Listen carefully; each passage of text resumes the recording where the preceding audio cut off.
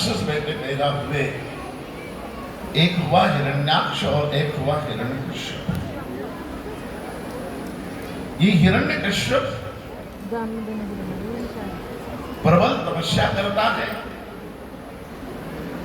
ब्रह्मा जी को प्रसन्न कर लेता है और ब्रह्मा जी को प्रसन्न कर कर वरदान प्राप्त कर लेता है कि ना पृथ्वी पर मरेगा, ना आकाश में मरेगा,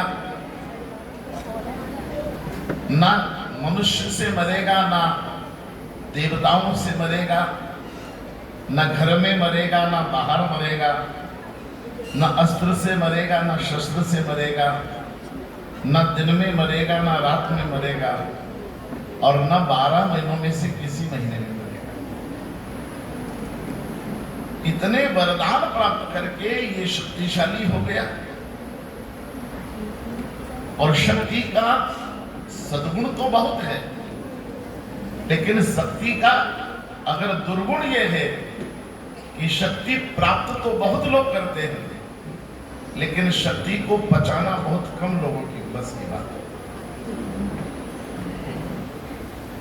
जैसा भोजन कर लेना बहुत सरल है, लेकिन भोजन को पचाना कठिन है, वैसा ही ज्ञान प्राप्त कर लेना सरल है, ज्ञान को पचाना कठिन है।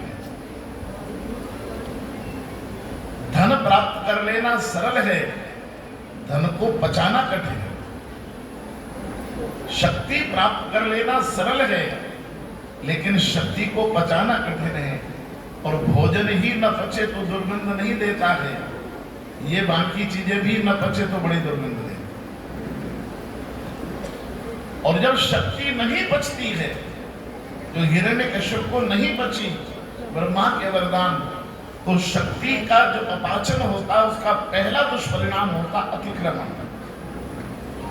शक्तिशाली आदमी सबसे पहले काम करता है अतिक्रमण। समझेंगे, आज जैन परंपरा में 2 शब्द बड़े महत्वपूर्ण हैं, एक अतिक्रमण, दूसरा प्रतिक्रमण। जैन परंपरा शायद प्रतिक्रमण को समझेंगे जब सुमित्रा जी के चरित्र में चले। लेकिन अतिक्रमण केवल भूमि का नहीं, जो शक्तिशाली आदमी होता है ना 2 ऊपर वालों को निर्णय लेने देता है, ना 2 नीचे वालों को। ऊपर के भी निर्णय वही करता है, नीचे के भी। जिसके पास पावर आया, सबसे बड़ा दुर्गुण यह है कि सबसे पहले ना 2 नीचे, 2 स्टेप नीचे की खाता है, 2 ऊपर की खाता है, ना 2 अपर क्लास को काम करने देता है, ना नीचे 2 लोअर को काम करने देता है। अगर शक्ति न बचे, मेरे अधिकारी थे, एक बार में उनको पूछने गए इस विषय में क्या करूंगे। उन्होंने कहा कि निर्णय लेना किसको चाहिए। मैंने कहा प्रिंसिपल को लेना चाहिए, फिर मेरे पास क्यों आए तुम लोग ना निर्णय। मैंने कहा आपसे पूछ लूं। बोले आज पूछना है, आज के बाद पूछने मत आ जाना, जो अपने निर्णय लेना खुद निर्णय लो, और ध्यान रखना मेरा निर्णय तुम ले मत लेना। ये इतने स्पष्ट दृष्टि जिसके जीवन में हो, इसलिए हिरण्यकश्यप ने स्वर्ग पर भी कब्जा कर लिया, पाताल पर भी कब्जा कर लिया, दोनों जगह अतिक्रमण। और अतिक्रमण ही न किया, पहला है दुर्गुण अतिक्रमण, और फिर इसने ये कह दिया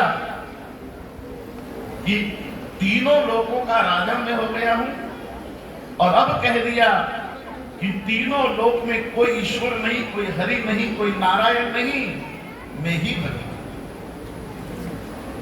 मैं ही भगवान हूं। और लोग भय से, डर से हिरण्यकश्यप को भगवान मानते हैं। शक्ति का दूसरा दुर्गुण होता है कि आदमी अपनी पूजा शुरू करता है।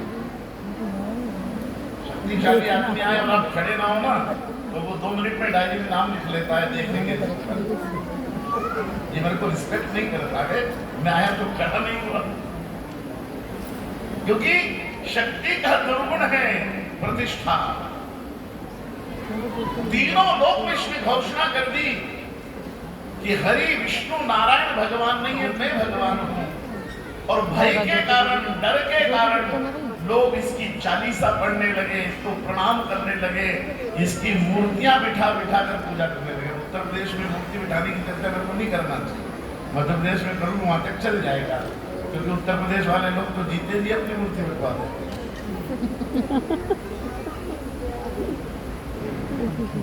और इसलिए